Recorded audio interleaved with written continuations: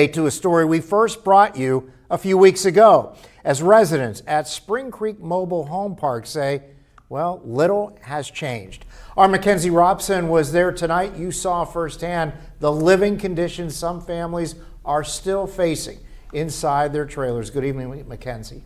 Good evening, Mike. Residents say they're still without consistent water and gas, leaving them concerned about how they'll get through the coming winter months. A former employee also confirms many of these issues have gone unaddressed for months. They don't see us. That's the cry from many families at the Spring Creek Mobile Home Park in Harbor Creek.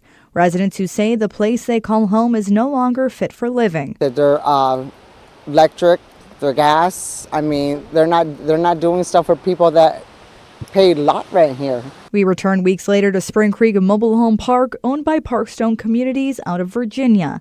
As many residents tell us, they are still living without basic utilities. It's a requirement for them to make a place livable. If you're going to have a place like this, you're going to have water, electric, means of travel, in and out. We spoke with former maintenance worker Joseph Yale, who once helped install many of the utilities, and shares his biggest concern. They have copper wiring, and they connect it with aluminum. That becomes aluminum to copper connection. That's like a no-go in the electric community, and it just causes a meltdown that will cause a fire. And a lot of these trailers burn down.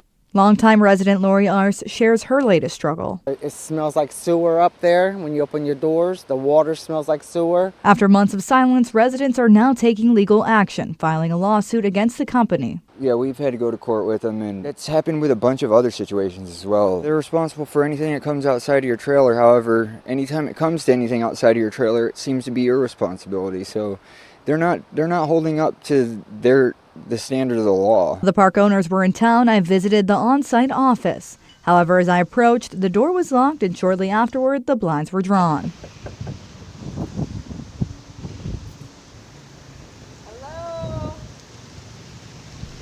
We've contacted the park manager several times over the past 3 weeks, and we're told we'd receive a statement last week, but still haven't gotten a response. And a note was put up on the office door tonight, as you can see behind me, that says the office will now be closed for the next 3 weeks, but business as usual. Mike.